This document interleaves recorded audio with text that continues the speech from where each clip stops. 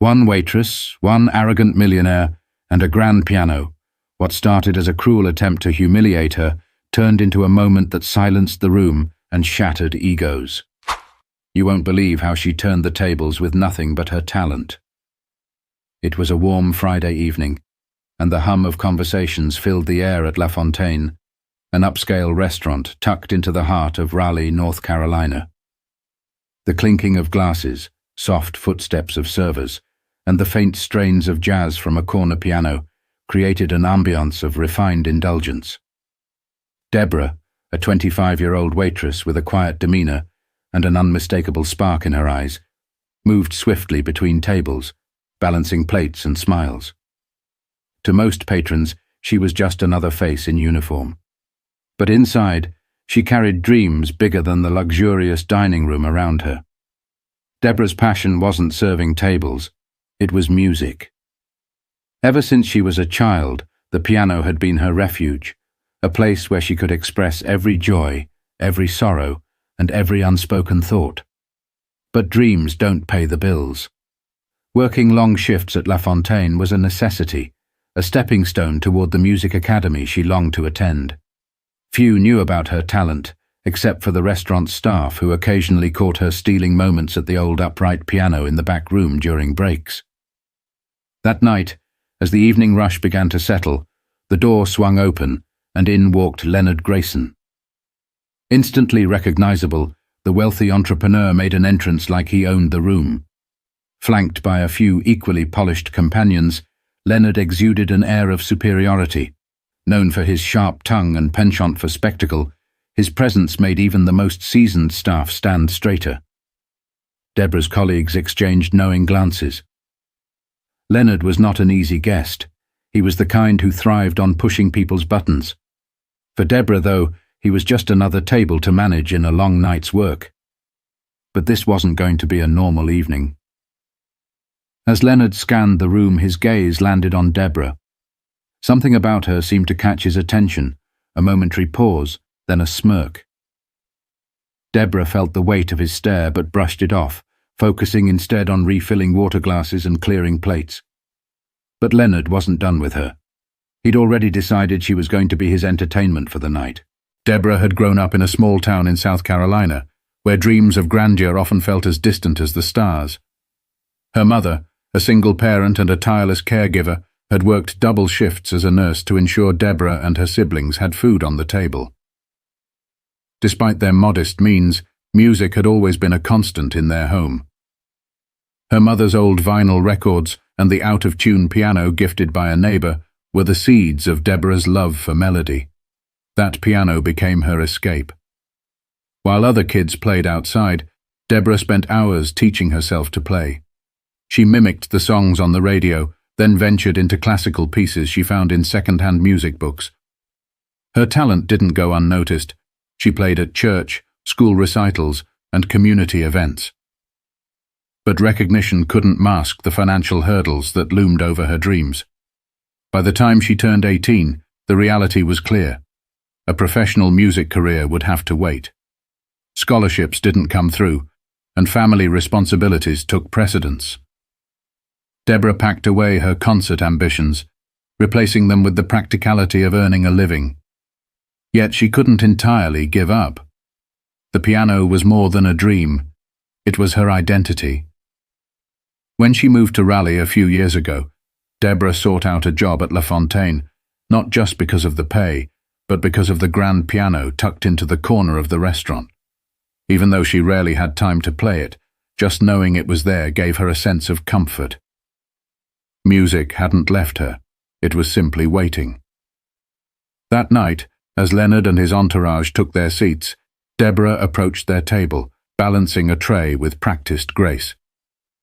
Leonard ordered a top-shelf scotch and cracked a joke loud enough for the nearby tables to hear.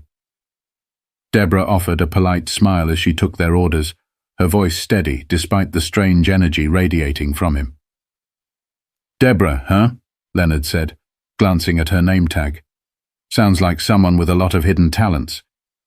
The comment caught her off guard, but she nodded politely and stepped away to place their orders. She didn't notice the knowing grin he shared with his companions, nor the way his eyes followed her every move. But Leonard wasn't just observing. He was planning, and Deborah would soon find herself at the center of a spectacle she never asked for. The night carried on like any other, with the hum of laughter and silverware filling the room. Deborah kept her pace steady, avoiding Leonard's gaze as she moved between tables. She'd dealt with difficult customers before, but something about him felt different. Not just rude, but calculated. His presence loomed like a shadow, making her uneasy in a way she couldn't quite shake. By the time the appetizers were served, Leonard had already started his performance, though not the kind Deborah expected. He held court at his table, loudly recounting tales of his success and peppering in jabs about people who lacked ambition. His entourage laughed dutifully, while other diners shot annoyed glances in his direction. Deborah tried to stay focused on her tasks, but as she returned to his table with a bottle of wine, Leonard caught her off guard. "Tell me, Deborah," he said, his voice cutting through the noise. "What do you do when you're not carrying plates? Surely a young woman like you has dreams." His words stopped her mid-pour. Deborah hesitated, then gave a careful answer. "I play piano sometimes," she said softly, hoping to keep it brief. Leonard's eyes lit up, and a sly smile curled across his lips. "A pianist, huh? How fascinating. Why don't you give us a little performance?" Deborah froze. The room seemed to quiet, the weight of his words hanging in the air. "Oh, I couldn't," she said quickly, forcing a nervous laugh. "I'm just here to work tonight." But Leonard wasn't about to let it go. "Nonsense," he declared, his voice booming. "There's a piano right there in the corner. Show us what you've got. Surely a future star like you isn't afraid of a little audience." His companions chuckled, clearly enjoying the show. Other diners turned their heads, curious about the commotion. Deborah's chest tightened. She could feel the heat of their stares, the silent judgment waiting to unfold. She wanted to say no, to walk away, but Leonard's challenge hung in the air, daring her to rise to it, or crumble under its weight. "I really shouldn't," Deborah stammered, glancing around for support. But even her colleagues seemed hesitant to intervene. Leonard leaned back in his chair, sipping his scotch with a smirk. "Ah, I see," he said mockingly. "All talk, no talent. That's disappointing." The words hit like a slap.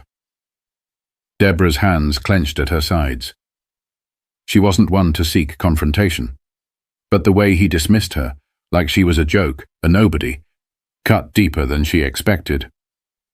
Her mother's voice echoed in her mind. "Never let anyone make you small, Deborah. You're bigger than they'll ever know." A moment of silence stretched between them. Deborah glanced at the piano, then back at Leonard. His smug expression dared her to take the bait, and against her better judgment, she did. "Fine," she said, her voice steady but low. "I'll play." The room bristled with anticipation as Deborah walked toward the piano, each step carrying the weight of both fear and defiance. The dining room seemed to hold its breath as Deborah approached the gleaming grand piano. The soft glow of the chandelier above cast a spotlight on her, isolating her from the murmuring crowd. Her fingers trembled as she slid onto the bench, the polished keys gleaming like a challenge waiting to be met. Behind her, Leonard leaned back in his chair, the picture of smug satisfaction, as though he had already won whatever game he was playing. Deborah closed her eyes for a moment, steadying her breath. Her heart pounded so loudly she could barely think. This wasn't the church recitals or the cozy community gatherings she'd once known. This was different. This was hostile. But there was no turning back now. She placed her hands on the keys, feeling their cool surface beneath her fingertips. The first notes were soft, hesitant, almost fragile. A few diners shifted in their seats, and someone coughed in the back of the room. Deborah ignored them, her focus sharpening as she leaned into the music. She chose a piece she knew by heart, a soulful rendition of Clair de Lune by Debussy. The melody spilled into the room, weaving through the air like a thread, delicate but unyielding. As her confidence grew, the music swelled. Her hands moved with a grace that belied the chaos inside her, the notes pouring out like a confession. Each chord seemed to carry a piece of her story, the sacrifices her mother made, the nights she spent practicing in a cramped room, the weight of dreams deferred but never abandoned. The diners fell silent, their earlier chatter replaced by a collective stillness. Even Leonard, who had been whispering to his companions, went quiet. Deborah didn't need to look at him to feel the shift in the room. The mocking energy had dissipated, replaced by something she couldn't quite name. Perhaps awe. Perhaps humility. The music soared, and Deborah let herself go. For the first time in what felt like years, she wasn't a waitress or a struggling dreamer. She was simply herself, an artist. Her fingers danced across the keys, drawing out emotions so raw and vivid they seemed to hang in the air like smoke. By the time she struck the final chord, the room was utterly still. For a moment there was no sound, just the lingering resonance of the piano. Deborah sat frozen, her hands still resting on the keys, unsure of what would come next. Then, as though released from a spell, the audience erupted into applause. The sound was thunderous, reverberating off the walls and filling the room with a warmth Deborah hadn't expected. Some diners stood, clapping with a fervor that brought tears to her eyes. Her co-workers, who had been watching from the sidelines, joined in, their faces lit with pride. Leonard, however, remained seated. His smirk was gone, replaced by an expression Deborah couldn't quite decipher, part shock, part discomfort. He raised his hands and clapped slowly, a hollow sound compared to the cheers around him. But even his hesitant applause couldn't overshadow what Deborah had just done. She had reclaimed her voice, and no amount of condescension could take that away. As the applause began to fade, the room seemed to exhale collectively. Deborah slowly stood, her knees still trembling but her back straight. She glanced around, and for the first time that evening, she truly saw the people watching her, not as spectators, but as witnesses. Their expressions carried something new: admiration, respect, and even a hint of awe. She didn't look at Leonard right away. Instead, she gave a small, polite nod to the diners who had clapped the loudest, her lips curving into a faint smile. It wasn't pride she felt, but relief. Relief that she hadn't let fear silence her. But then, as though magnetized, her gaze shifted to Leonard. He was still seated, his hands clasped in front of him on the table. The confident smirk he'd worn so brazenly earlier was nowhere to be seen. Instead, his face was a mask of forced neutrality, as though he couldn't decide whether to admit his misstep or double down on his arrogance. "Well," Leonard finally said, his voice louder than it needed to be, breaking the fragile silence that had settled over the room. "That was unexpected." He chuckled lightly, though it lacked its usual bravado. "I suppose talent really does come from the most surprising places." The comment landed like a dull thud. His companions exchanged awkward glances, unsure whether to laugh or stay silent. Deborah tilted her head slightly, studying him. His words were meant to be an olive branch, but they were hollow, weighed down by his inability to truly own the moment. "Thank you," Deborah said, her tone steady and deliberate. There was no warmth in her voice, but no hostility either. She wasn't about to let him pull her back into the smallness he'd tried to impose. Her performance had spoken louder than any rebuttal she could offer. Leonard cleared his throat, clearly uncomfortable under the weight of the room's collective gaze. He gestured toward the waiter for another drink, a flimsy attempt to regain his composure. "You've got quite a gift," he added, almost begrudgingly. Deborah nodded once, her gaze unwavering. "Everyone has a gift," she said, the weight of her words deliberate. "It's how you choose to use it that matters." The room seemed to hold its breath again, the subtle sting of her response rippling through the air. It wasn't loud, it wasn't aggressive, but it was enough. Leonard shifted in his seat, his usual air of dominance slipping further with each passing second. The diners began to turn their attention back to their meals, though the energy in the room had shifted entirely. Where there had once been the quiet hum of privilege and pretense, there was now something richer, a shared understanding, perhaps even respect, for the waitress who had reminded everyone of the power of authenticity. But Leonard wasn't just humiliated, he was exposed, and no amount of charm could shield him from the truth everyone in the room now saw.